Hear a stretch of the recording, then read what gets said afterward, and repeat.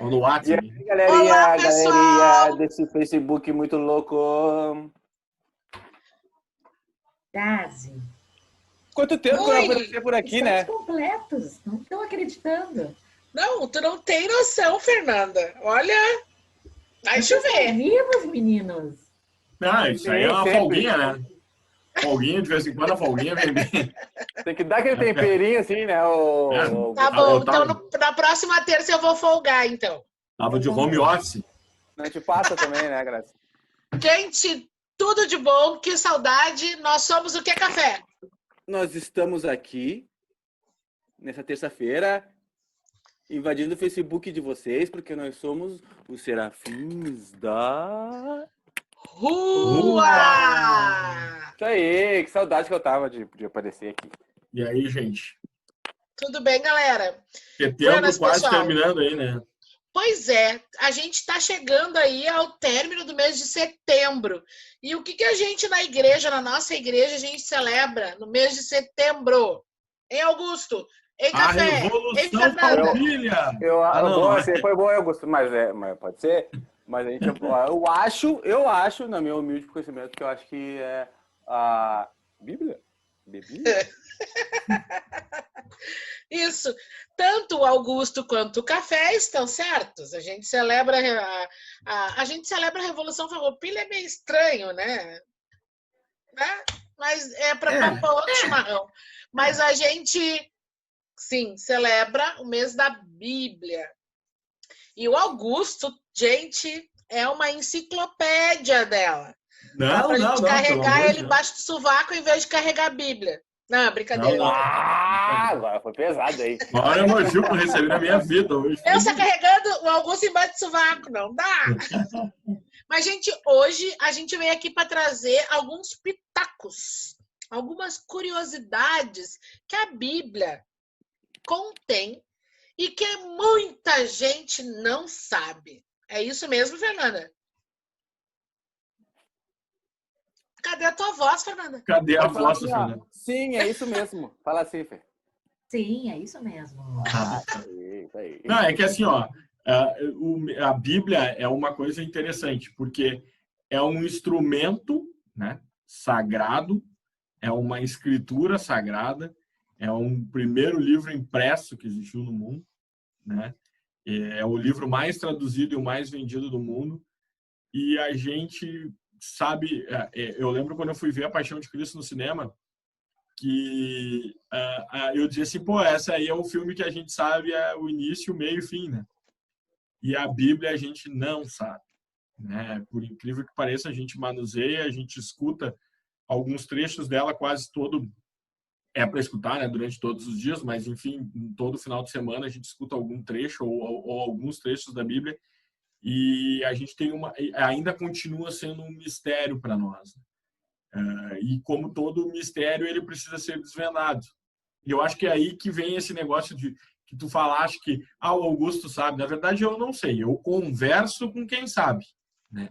Mas é um tema que me interessa muito por toda uma interpretação histórica que se tem naqueles textos. Exato. Ler Então, a Bíblia. a gente tem compromisso, hein, Augusto? Vamos ter que trazer para cá para os Serafins quem conta para ti essas histórias. Quem né? conta? Não, tem uma pessoa aí que eu vou trazer para falar Já está convidadíssimo sobre para Bíblia. vir conversar conosco. É o cara que para mim ele consegue sintetizar algumas coisas da Bíblia porque ele não é melhor que ninguém, ele só foi atrás. Ele leu, entendeu e foi buscar a interpretação. E para gostar da Bíblia, isso é importante, tem que ter duas coisas. Primeiro, gostar de história e ter fé. Se não tiver um dos dois, tu vai ler a Bíblia meio capenga. Então, pessoal, primeira dica, né? Então, se a gente está falando aqui de Bíblia, a primeira dica que o nosso querido Serafim Augusto traz, temos que unir o gostar da história e ter fé. Mas, bom, Augusto... Gostar da história só um pouquinho, Graça. Gostar da história não significa gostar da matéria do colégio. Né? Não, história. Da história. Ter vontade de aprender, ter curiosidade. Porque se tu quiser só ler o que está escrito ali, ela pode significar muito pouco. A Fernanda na escola levantou a mão e pediu a palavra. Sim. Eu queria trazer outro elemento que eu acho bem importante também. Eu percebo muito que há muita história, né? Da própria igreja, dos santos, de muitas coisas que a gente acredita e necessita para a nossa fé, que são contadas fora da Bíblia. E eu percebo muito que a igreja tem um certo cuidado com tudo aquilo que não é bíblico, né? Que normalmente chama de tradição, chama propriamente de história, mas não dá verdade totalmente absoluta. Mas aquilo que é bíblico é verdade absoluta. Então, quando tudo que a gente fala, se está baseado na Bíblia, é uma verdade absoluta. E eu acho que é nisso também que está a grande importância da Bíblia, né? Eu posso trazer um elemento para vocês que um historiador lá falou, e o café vai dizer, não sei se é verdade.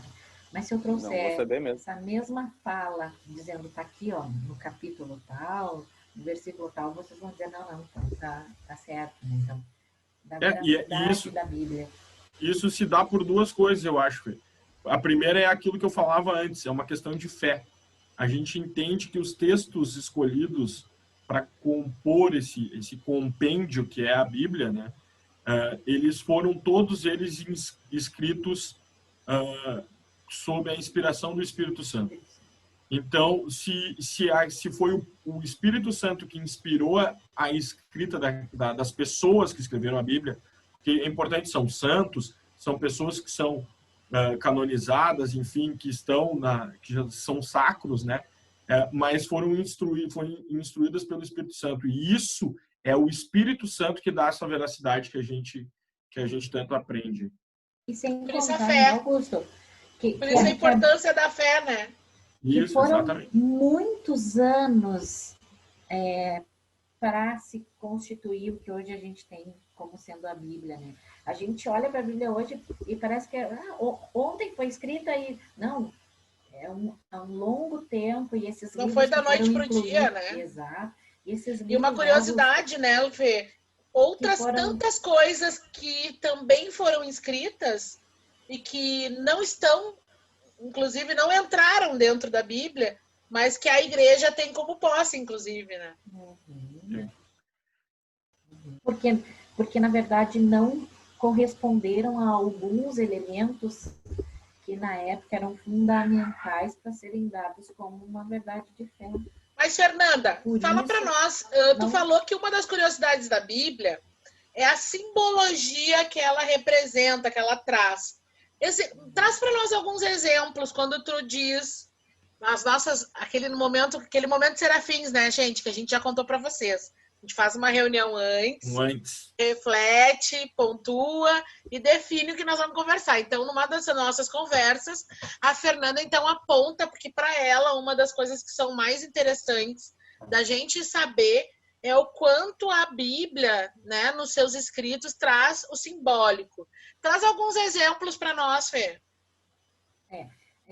A gente percebo, sim, muitas vezes na fala de muitos padres da importância de as pessoas, hoje eu quero o que eu vou fazer da minha vida hoje? Vou abrir a Bíblia e vou ler um versículo, né? E do quanto é desastroso fazer isso, né? Exatamente pelos elementos que o Augusto dizia da questão da historicidade, das relações, né? Toda a Bíblia, ela é muito simbólica, ela é muito alegórica, sem contar que ela também remete à história de povos, de civilizações, de como, por exemplo, como é que os apóstolos saíram dos seus vilarejos para ir para as outras cidades. Então, tudo é muito simbólico e ela precisa ser relacionada com o tempo, com o espaço, com que povo estava sendo, para que povo estava sendo atingido. Então, muita coisa simbólica. Daí, eu dava alguns pequenos exemplos, por exemplo, a gente começava a pensar, essa história de Adão e Eva é muito estranha, mas aí a gente não pode, por exemplo, pensar em Adão e Eva como um homem e como uma mulher. A palavra Adão significa pai de todos os viventes e Eva, mãe de todas as mulheres. Quer dizer, não eram povos, não eram simplesmente duas pessoas, mas assim povos. Até porque, por exemplo, hoje eu ainda estava conversando, se a gente pensar que Caim matou Abel, e Caim foi expulso, e daqui a pouco Caim chegou cheio de filhos com a mulher, da onde saiu aquela mulher? Se só existiam eles. Então, para ver que não eram somente eles, eram pequenos povos que já existiam. Então, isso é simbologia, isso é símbolo. Por exemplo, toda vez que a gente vê na Bíblia o número 7, o que esse 7 significa? Significa a perfeição, significa sempre quantas vezes eu devo perdoar o meu irmão, né? E daí a gente vê. Exatamente. Então, não é para fazer esse cálculo matemático, já menos ou não. Quer dizer que eu falta 3, falta 10, né? Não é para isso. Já foi 6. É para ser eterno. Né? Por isso que é 70 vezes 7. Eu nasci dia 7. Para dar a entender, né? Para fazer essa compreensão, acho que é perfeito. Mas, bom, conversando também com Augusto, queria que tu falasse um pouco sobre os 4 evangelistas, né? Muita gente acha que os 4 evangelistas conheceram Cristo. Não é. É porque assim, ó, o que as pessoas, quem não conhece muito bem a Bíblia e acaba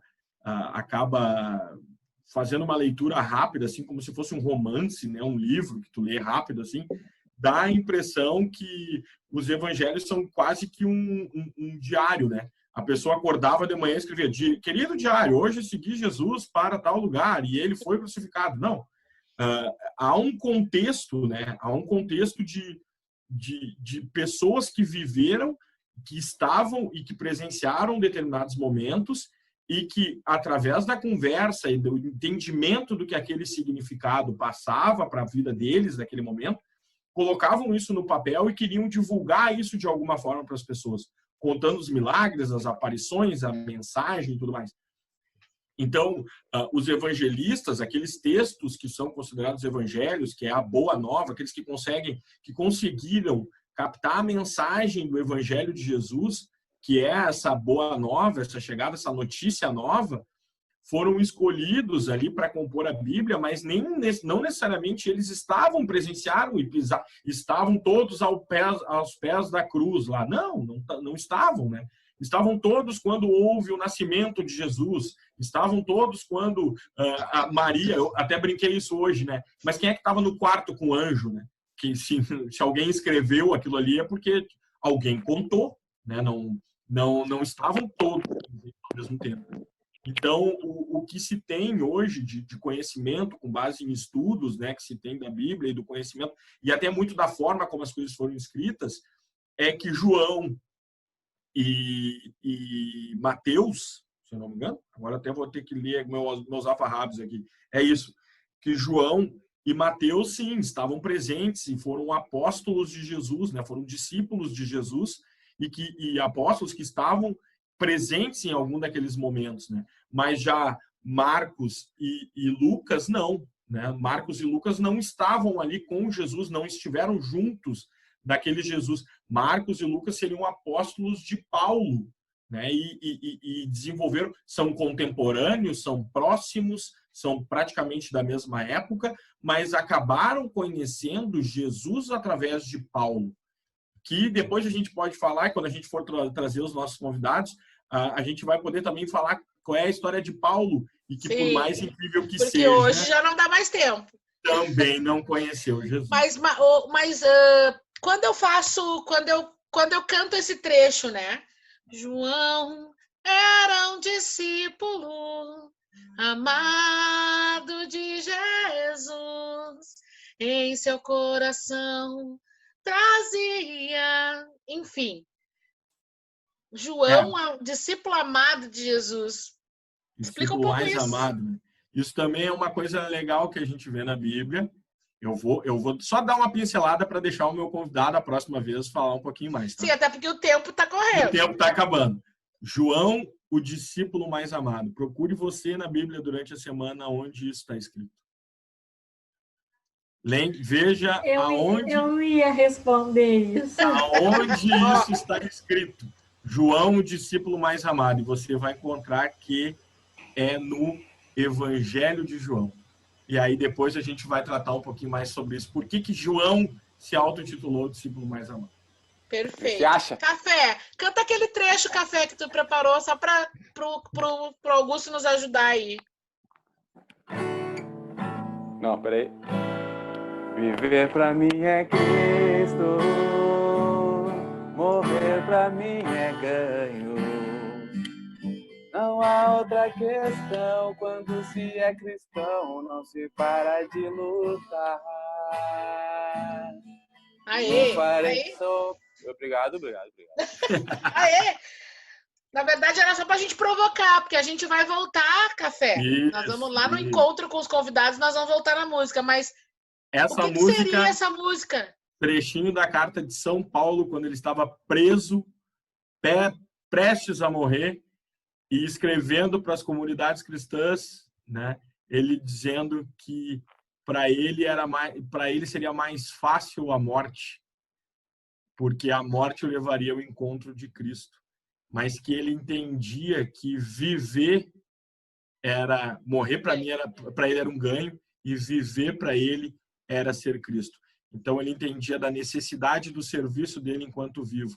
Apóstolo Paulo não é evangelista, escreveu epístolas e por toda a obra que escreveu foi conhecido como o grande apóstolo dos gentios que divulgou a mensagem. Esse meu convidado que eu vou trazer sempre diz uma frase. É bom esse convidado aí. É bom. Se Jesus não fosse Deus, Jesus era Paulo. Olha o tamanho disso aí. Que responsa, hein? Meu Deus. E aí, para a gente terminar assim com chave de ouro, né? A gente já falou, então, a gente já entendeu essa ideia de que João e Mateus, né, conheceram Cristo, conviveram com Cristo, diferente de Marcos, né, e Lucas, né? Mas eu acho que só uma curiosidade assim profunda, né? Quem será? Como é que Lucas tinha tanta informação assim sobre a vida de Jesus? Isso a Fernanda vai falar. Não, tu estava falando tão bonito, Augusta. É porque Lucas também, assim como a gente falou que não conheceu Jesus, se tem, e aí é aquilo que a gente precisa ter cuidado, que a Fernanda falou, né? Se tem como uma tradição, em nenhum momento diz isso na Bíblia, né? Mas os estudiosos da Bíblia, que também precisam ser levados em consideração, entendem que Lucas escreveu o seu evangelho com base em testemunhos, em conversas, em entrevistas com aquelas pessoas que viveram ao lado de Cristo. E, principalmente, tem muito do conhecimento pauliano da vida de Cristo e da presença de Nossa Senhora, porque ele teria esse contato direto com Maria e teria como que uma entrevista com Maria escrito aquilo que Jesus tinha passado quando estava perto dela. Bom, galera, então vocês já perceberam que a Bíblia tem aí inúmeras coisas que a gente pode ser que não saiba, pode ser que a gente descobriu recentemente, mas o mais importante, que a gente precisa buscar, né? Como eu disse lá no início da nossa conversa, história e fé, né? E aí fica aí um saborzinho, foi só uma colocadinha, né, guris? Do que tá por vir. Só um temperinho. Só um temperinho, porque a nossa ideia, a nossa proposta é fazer o que mesmo, Café? Essa aí a gente não treinou antes. Como é que tu chega assim? É fazer a gente janta. trazer os convidados, Café. Como não? Nós vamos fazer um especial, né? Uma série. Feriado. Viu como tu sabe? Tu só esqueceu. Trazendo alguns convidados para falar um pouquinho mais sobre a Bíblia e o hábito de ler a Bíblia. Exato. E a gente vai trazer pessoas bastante especiais que conhecem bem os evangelistas, que conhecem bem as cartas de Paulo e de Pedro, né? Que podem também trazer questões importantes do Antigo Testamento, né? Como a própria Fê traz, né? A questão da simbologia, o Antigo Testamento traz muito isso, né? Enfim. Tem coisas bem legais que a gente pode trazer, que a gente vai trazer. Alguma reflexão sobre Atos dos Apóstolos, o livro do Apocalipse, o Sermão na Montanha, tem uma série de coisas que a gente pode falar. E a gente vai trazer aqui para vocês. E lembrar, né? Tua palavra é lâmpada para os meus pés, Senhor. Lâmpada para os meus pés, Senhor. luz para o meu caminho. Vamos buscar a palavra de Cristo e buscar da melhor forma, né? Quanto mais curiosos e curiosas nós somos, mais vontade a gente tem de buscar. Então vamos buscar. Aproveitem esse vídeo hoje nosso de Serafins. Foi uma conversa rápida para que vocês possam lá correr e pegar a Bíblia. Não é simplesmente abrir a Bíblia, mas pegar a Bíblia e voltar a se aprofundar para conhecer realmente a história dos nossos povos, a história do nosso povo e a história de Cristo. Mas o Augusto tem uma curiosidade excelente que ele pode contar. Ah, sim, tá. Para fechar, então, é isso? Eu não sabia. Para fechar, posso fechar, então? Já para fechar. É que eu disse para eles que eu sabia um versículo da Bíblia de cor. Para vocês verem, isso é uma questão. Menor. Então, é uma questão de estudo. Uma questão de estudo. Saber um versículo da Bíblia de cor. Que é Jó. Augusto, mas não é de qualquer um, é o menor da Bíblia, lembra? Não é. Para mim é o que eu sei de cor. Se é o menor, eu não sei. É o menor. A Fê já estragou tudo já. Melhor ainda. Agora a Fernanda acabou com a minha piada. Sim, era para ser uma piada. Esse é histórico, é o menor.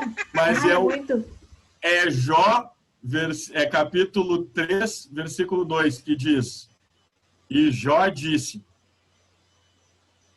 A Fê já estragou a brincadeira. Pessoal, curta!